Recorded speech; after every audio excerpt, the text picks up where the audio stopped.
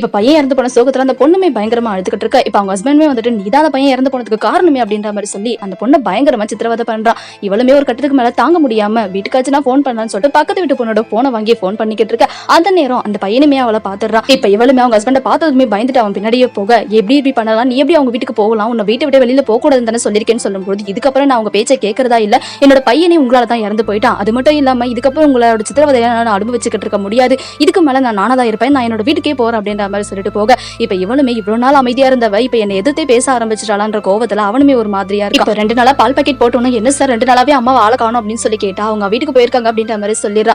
பக்கத்து வீட்டு பொண்ணுமே என்ன சார் 1 வாரம் ஆச்சு இப்பவும் அவங்க வரலன்னு சொல்லி கேட்டா இன்னும் வரல அப்படின்ற மாதிரி சொல்லிட்டு போயிடுறா. இப்ப அன்னைக்கு நைட்டே எல்லாருமே கேட்க ஆரம்பிச்சிட்டாங்கன்னு சொல்லிட்டு ராத்திரி அவனுமே வீட்டை பூட்டிட்டு வெளியில போயிட இப்ப மறுநாள் அவங்க அப்பாவும் அம்மாவும் சேர்ந்து அந்த பொண்ணு பாக்கலாம்னு சொல்லி வராங்க. பார்த்தா வீடு பூட்டி இருக்கு. இப்ப பக்கத்து வீட்டு பொண்ணுமே வந்துட்டு எப்படி இருக்கா அவளை பார்த்து ரொம்ப நாள் ஆச்சு அப்படின்னு சொல்லும்போது நாங்களும் அவளை பார்க்கதாமா வந்திருக்கோம்னு சொல்லி அவங்களுமே சொல்ல என்ன சொல்றீங்க, அவர் தான் சொன்னாங்க அவ உங்க வீட்டுக்கு வந்திருக்கிறதா அப்படின்னு சொல்லும்போது இல்ல இதுல ஏதோ தப்பு நடந்திருக்கு அப்படின்னு சொல்லிட்டு போலீஸ்க்குமே கால் பண்றாங்க. இப்ப அவங்க கிட்ட நடந்த எல்லா விஷயத்தையுமே இந்த பொண்ணுமே சொல்லிடுறா. இப்ப அவங்க அப்பா அம்மாவுமே அவங்களோட பொண்ணு அவளுக்கு போன் பண்ணி என்னெல்லாம் சொன்னாலும் அதையுமே சொல்லிடுறாங்க. இப்ப இவனை ட்ராக் பண்ணி எப்படியாச்சும் பிடிக்கணும் அப்படின்றதுக்காக இவனுமே எங்க இருக்கா அப்படின்ற விஷயத்தை தெரிஞ்சுக்கிட்டு இப்ப போலீஸ்மே அவனை பிடிச்சி நீ என்ன பண்ண அவ எங்க இருக்கா அப்படின்னு சொல்லி கேட்கும்போது அவனுமே நடந்த எல்லா விஷயத்தையுமே சொல்லிடுறான். இதனால வரைக்கும் எனக்கு அடங்கி ஒடுங்கி இருந்த போது அவ சரியா தான் இருந்தா, எப்ப அவளோட பேச்ச மீறி என்கிட்ட எதிர்த்து பேச ஆரம்பிச்சாலும் அப்பவே எனக்கு அவளை பிடிக்காம போச்சு, அதனால அவளை நான் கொன்னுட்டேன் அப்படின்ற மாதிரி சொல்லி அவளை என்னோட வீட்டுக்கு எதிர்த்து தான் புதைச்சிருக்கேன் அப்படின்ற விஷயத்தையுமே சொல்லிடுறான். இப்ப போலீஸ்மே அந்த இடத்துல நோண்டி பாக்குறாங்க. அந்த இடத்துல பார்த்தா அந்த பொண்ணோட டெட் பாடியுமே இருக்கு. இதை பார்த்ததுமே அவங்களோட பேரண்ட்ஸ்மே பயங்கரமா கதறி அழுகுறாங்க.